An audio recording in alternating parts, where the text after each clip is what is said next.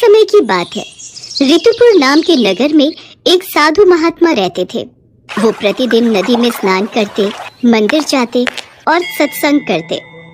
उनके सत्संग सुनने दूर दूर से लोग आते थे। वो हमेशा लोगों को अच्छी शिक्षा देने और भगवान के प्रति लोगों के मन में आस्था को बढ़ाने का काम करते थे। लोग बड़े आनंद से उनके प्रवचन को सुनते और जाते हुए तारीफ किए बिना नहीं रहते। साधु बाबा कितनी अच्छी बातें बताते हैं। इनके प्रवचन सुनकर बुरे से बुरे लोग भी अच्छे मार्ग पर चल पड़ते हैं। हाँ भैया, महात्मा जी तो बहुत ही अच्छे प्रवचन सुनाते हैं। मेरे बेटे का दिमाग बुरी आदतों में रहता था, पर जब मैं अपने बेटे को यहाँ सत्संग में लाया तब से वो बिल्कुल ठीक हो गया।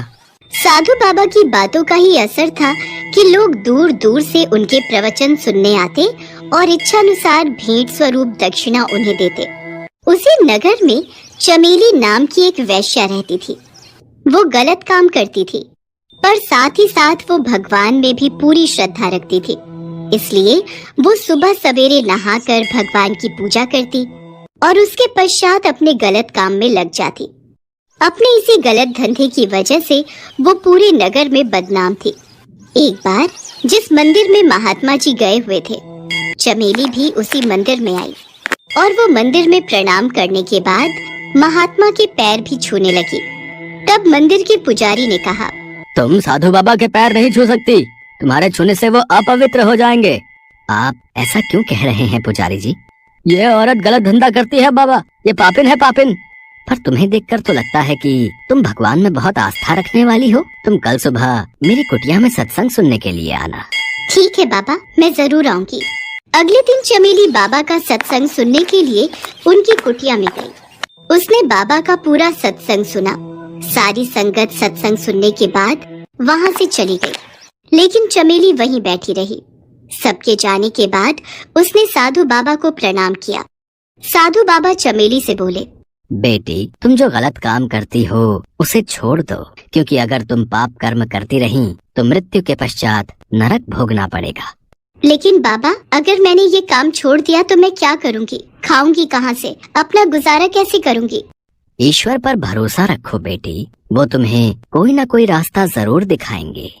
साधु बाबा की बात को मानकर चमेली ने अगले दिन से गलत धंधा करना छोड़ दिया और जो उसके पास कुछ जमा पैसे थे उससे चमेली ने एक ठेला खरीद लिया और उस पर फल बेचने लगी। पर कोई भी चमेली से फल नहीं खरीदता था। उस नगर के लोगों को लगता था कि वो पाप करने वाली एक वैश्या है और उससे फल खरीदना पाप है। इसलिए चमेली नगर से दूर आसपास के इलाकों में सस्ते दामों में फल बेचती थी। आम ले लो, सेब ले लो, संतरे ले लो, बढ़िया रसीले आम, संतरे, सेब ले लो। आज थोड़े ही फल बिके हैं, बाकी के तो खराब हो जाएंगे। ये फल इन गरीब जरूरतमंद लोगों में बांट देती हूँ। चमेली जब गरीब और जरूरतमंद लोगों को फल बांटती तो वो बहुत खुश होते। उन्हें खुश देखकर चमेली भी बहुत खुश होती थी। चमेली ऐसे ही रोजाना अपने बचे हुए फल गरीबों में बांट देती थी। चमेली रोजाना मंदिर जाती थी और साथ ही साथ वो साधु बाबा का प्रवचन भी सुनती थी। इससे चमेली के मन में गरीबों के लिए दया भावना जागने लगी थी। अब वो गरीब लोगों की मदद करती तो उसे बहुत खुशी होती। अब तो चमेली अपनी आमदनी का कुछ हिस्सा गरीबों की मदद में ही लगाने लगी थी। धीरे धीरे नगर के लोग भी चमेली को ऐसा करता देखते तो वो भी उसकी तारीफ करते और सम्मान भरी नजरों से देखते और आपस में बातें करते। चमेली ने अपने आप को कितना बदल लिया है, अब तो ये गरीब लोगों की मदद करती है। हाँ, और सुनने में आया है चमेली ने गलत काम करने भी छोड़ दिए हैं। अब ये प्रतिदिन मंदिर जाती है और साधु महाराज का प्रवचन सुनती है। चमेली रोजाना फल बेचकर गुजारा करने लगी और साथ ही साथ गरीबों की मदद भी। धीरे धीरे समय बीता और चमेली बूढ़ी हो गई और एक दिन वो स्वर्ग सिधार गई। संयोग से उस दिन वो साधु बाबा भी स्वर्ग सिधार गए और दोनों की आत्मा स्वर्ग लोक में यमराज के दरबार में पहुंची। तब यमराज ने साधु बाबा और वैश्या के कर्मों का लेखा जोखा निकाला और दूतों को आदेश दिया, इस औरत को 2 दिन के लिए नरक में और सदा के लिए स्वर्ग में भेज दो और इस साधु को हमेशा के लिए नरक में भेज दो। हे धर्मराज, आपके दरबार में ये कैसा न्याय हो रहा है? मैंने तो अपना पूरा जीवन लोगों को सही राह पर लाने में लगा दिया। मैंने हमेशा लोगों को भक्ति का मार्ग दिखाया, लेकिन फिर भी मुझे नरक भेजा जा रहा है। ऐसा क्यों महाराज? जबकि इस औरत ने तो अपने जीवन में कई पाप कर्म किए हैं, फिर भी आप इसे स्वर्ग में भेज रहे हैं। ईश्वर कभी भी किसी के साथ अन्याय नहीं करते। हर प्राणी को स्वर्ग और नरक उसके कर्मों के आधार पर ही प्राप्त होता है। ये सत्य है कि तुमने अपने पूरे जीवन में लोगों को सही मार्ग दिखाया और भक्ति का उपदेश दिया, परंतु तुमने कभी उन बातों को खुद पर अमल नहीं किया। न तो तुमने कभी किसी की मदद की और न ही कभी दान किया, न कभी किसी की सेवा की और न ही तुमने सच्चे दिल से ईश्वर की भक्ति की। धर्म की आड़ में तुम केवल धन दौलत और शोहरत कमाने में लगे रहे। तुम्हारे मन में ईश्वर के प्रति कभी भी सच्ची श्रद्धा नहीं थी। जबकि इस महिला ने भले ही अज्ञानतावश अपने शरीर से कुछ समय तक गलत काम किया, लेकिन सही गलत का ज्ञान होते ही उसने अपनी राह बदल दी।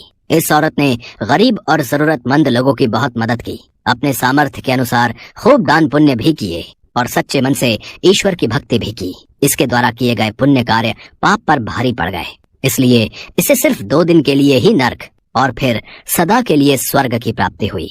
यमराज की बातों को सुनकर साधु बाबा खामोश हो गए। चाहकर भी वो कुछ बोल न सके। उनकी आंखों से आंसू की धारा बहने लगी। जीवन भर खुद को महान समझने वाले वो साधु बाबा आज एक वैश्या के सामने खुद को तुच्छ महसूस कर रहे थे, जबकि वो वैश्या अपने पुण्य कर्मों के कारण स्वर्ग को प्राप्त। दीनानाथ हाथ रिक्शा चलाता था। सुबह से रात तक वो लोगों को उनकी मंजिल पर पहुंचाता और उससे जो पैसे मिलते उसी से उसका और उसकी गर्भवती पत्नी विमला का गुजारा चलता था। दीनानाथ कभी बस स्टैंड पर तो कभी रेलवे स्टेशन तो कभी किसी मॉल के बाहर खड़ा रहता और यात्रियों का इंतजार करता। रामपुर, मायागंज, नाथनगर, भागलपुर। अरे भाई सूरजपुर चलोगे क्या? सूरजपुर? हाँ साहब चलूंगा ना। और कितने पैसे लोगे? साहब 20 रुपए। अरे 20 तो बहुत ज्यादा है, मैं 15 दूंगा भाई। चिलचिलाती गर्मी के कारण दीनानाथ की बोहनी नहीं हुई थी। वो 15 रुपए में सूरजपुर जाने को तैयार हो गया। सारा दिन वो इस तरह लोगों को पहुंचाता। कभी उसे मन मुताबिक पैसे मिल जाते तो कभी कम, लेकिन वो किसी से कोई शिकायत नहीं करता। एक दिन जब वो सुबह सुबह काम पर जाने के लिए निकल रहा था तो विमला, अरे ओ विमला, मैं काम पर जा रहा हूँ, तू ठीक से खाना खाना, जरा सी भी लापरवाही ना करना। तुझे पता है ना तेरी कोख में एक नन्ही सी जान जो पल्ली है। जी हाँ बिल्कुल पता है। वैसे भी जब आप जैसा ध्यान रखने वाले पति हो तो लापरवाही कैसे हो सकती है? विमला की बात पर दीनानाथ मुस्कुराकर उसकी ओर देखने लगा। फिर वो काम पर चला गया। उस दिन भी भयंकर गर्मी थी। पारा 44 डिग्री के पार पहुंच गया था। संयोग से उस दिन भी गर्मी के कारण उसकी बोहनी नहीं हुई थी और दोपहर के बाद जब उसके रिक्शे पर एक पैसेंजर बैठा तो वो बहुत खुश हुआ, क्योंकि उसे पता था कि उस समय उसे पैसों की कितनी जरूरत है। भगवान का लाख लाख शुक्रिया, एक पैसेंजर तो मिला। दीनानाथ उस पैसेंजर को उसकी मंजिल पर पहुंचाने के लिए चल पड़ा, लेकिन आधी दूरी पर जाने के बाद उसे चक्कर आने लगा और वो सड़क पर गिर पड़ा। उसे रास्ते में लकवे का अटैक आ गया। उसके हाथ पैर ने काम करना बंद कर दिया और उसका मुंह भी टेढ़ा हो गया। किसी तरह उसके कुछ दोस्तों ने उसे अस्पताल पहुंचाया। विमला भी भागी भागी अस्पताल पहुंची। देखना विमल, क्या हो गया? मेरे हाथ पैर काम नहीं कर रहे यार भाई, मैं तुमसे ठीक से बात भी नहीं कर पा रहा हूँ। अब बता कैसे चलेगा हमारा जीवन, क्या होगा हमारे आने वाले बच्चे का भाई? विमला क्या जवाब देती अपने पति के सवालों का। कुछ दिनों बाद वो अस्पताल से घर आ गया, लेकिन वो सवाल अब भी सवाल ही बना हुआ था कि अब घर कैसे चलेगा। 2 दिनों से उसके घर में अन्न का एक दाना भी नहीं था। वो बेचारा इतना असहाय था कि बिस्तर पर पड़े पड़े रोता रहता। अरे आप रोते क्यों हैं? दुख दिया है भगवान ने तो वो इससे निकालेगा भी। आप चिंता न करें, मैं चलाऊंगी रिक्शा, मैं करूंगी काम, फिर से सारी चीजें ठीक हो जाएंगी। तू, अरे ऐसी हालत में तू कैसे काम करेगी? हे भगवान, ये किस संकट में आपने हमें डाल दिया? आप चिंता नहीं करें, संकट है तो संकट टलेगा भी। मैं करूंगी काम। आज तक आपने किया है ना, आपने रखा है ना मेरा ध्यान, अब मेरी बारी है। गर्भवती विमला रिक्शा चलाने लगी। शरीर को जला देने वाली भीषण गर्मी में वो रिक्शा चलाती और लोगों को एक जगह से दूसरी जगह पर पहुंचाती। हालांकि कुछ लोग उसके रिक्शे में बैठने से कतराते और कुछ आसानी से बैठ जाते। अरे तू चला लेगी ना रिक्शा है? हाँ साहब, क्यों नहीं चलाऊंगी, ये मेरा काम है, यही रोटी है मेरी। पसीने से लथपथ और एक मासूम जिंदगी को अपने पेट में लिए विमला अपने परिवार की गाड़ी किसी तरह खींच रही थी, लेकिन अभी तो उसके जीवन में एक और तूफान आने वाला था। यमलोक में यमराज अपने यमदूतों से उसके पति दीनानाथ को लाने की बातें कर रहे थे। यमदूतों, बहुत दिन हो गए मैं पृथ्वीलोक नहीं गया हूँ, इसलिए इस बार इस व्यक्ति को लाने मैं स्वयं जाऊंगा और पृथ्वीलोक का थोड़ा भ्रमण भी कर लूंगा। यमराज ने एक बुजुर्ग व्यक्ति का वेश बनाया और पृथ्वीलोक पर पहुंच गए। पृथ्वीलोक धीरे धीरे कितना बदल गया है। कितने वाहन हो गए हैं सड़क पर। क्यों ना मैं भी कोई वाहन ले लूं और थोड़ा भ्रमण कर लूं।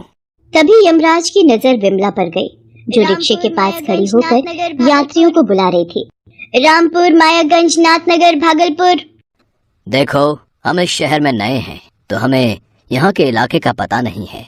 क्या तुम मुझे इस शहर का भ्रमण करवा दोगी? जी बाबा, आइए बैठिए मेरे रिक्शे में। उस भीषण गर्मी में विमला यमराज को अपने रिक्शे में बिठाए शहर घुमाती रही। फिर अचानक यमराज को ध्यान आया कि शहर घूमने में बहुत सारा समय बीत गया है। अब उन्हें दीनानाथ के घर उसके प्राण हरने के लिए जाना होगा। इस बच्ची ने हमें बहुत देर घुमाया, इसी से मैं उस दीनानाथ के मोहल्ले का पता पूछ लेता हूँ। यमराज ने विमला से दीनानाथ के मोहल्ले का पता पूछा। अरे, मैं उसी मोहल्ले में रहती हूँ, चलिए ना आपको छोड़ देती हूँ। नहीं, अब हम स्वयं चले जाएंगे। यमराज विमला के रिक्शे से उतर गए और जाने लगे तो विमला ने उनसे पैसे मांगे। पैसे? वो क्या होते हैं? मेरे पास तो पैसे नहीं हैं। क्या रिक्शे में सवारी करने के पैसे लगते हैं? लेकिन मेरे पास सचमुच कुछ भी नहीं है। ये बात सुनकर विमला थोड़ा चौंक गई। वो तो इसी आस में उस बूढ़े व्यक्ति को घुमा रही थी कि उसे कुछ पैसे मिलेंगे, लेकिन उसके पास तो पैसे थे ही नहीं। कोई बात नहीं बाबा, पैसे नहीं है तो क्या कर सकते हैं।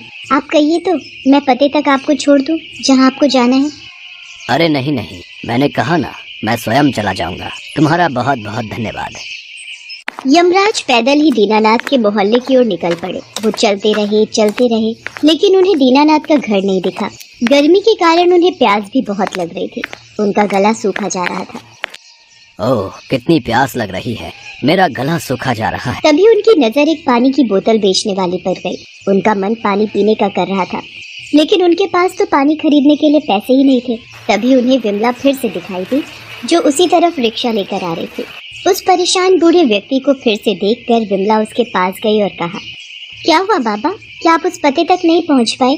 चलिए ना, मैं आपको छोड़ देती हूँ। नहीं बेटी, मैं चला जाऊंगा, लेकिन मुझे जोरों की प्यास लगी है। क्या तुम मुझे पानी पिला दोगी?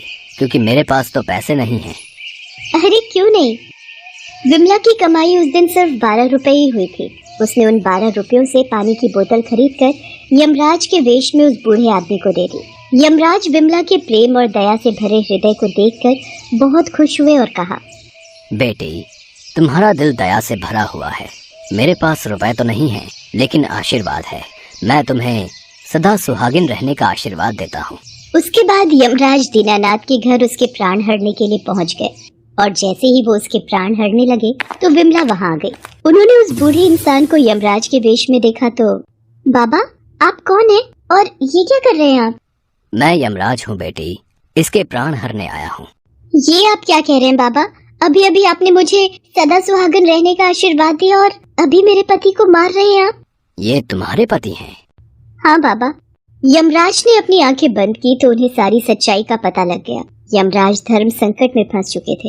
एक तरफ उन्हें दीनानाथ के प्राण हरने थे और एक तरफ उसकी पत्नी को उन्होंने सदा सुहागन रहने का वरदान दिया था। विमला की दया से भरे हृदय ने उनका मन भी तो मोह लिया था। बेटी, मेरा आशीर्वाद व्यर्थ नहीं जाएगा। तुम्हारे पति को कुछ नहीं होगा। तुम्हारे प्रेम से भरे हृदय, दूसरों की मदद करने की चाह ने असंभव को भी संभव कर दिखाया है। मैं इसके प्राण नहीं हरूंगा, और हाँ, मैं तुम्हारे पति को अभी के अभी स्वस्थ होने का आशीर्वाद भी देता हूँ। उसके बाद यमराज ने दीनानाथ को पूरी तरह स्वस्थ कर दिया और उसे ढेर सारा आशीर्वाद दिया और उनका घर धन धान्य से भी भर दिया। फिर वे यमलोक को प्रस्थान कर गए। ये देखकर विमला और दीनानाथ दोनों की आंखों में आंसू थे और वे बार बार यमराज को धन्यवाद कर रहे थे।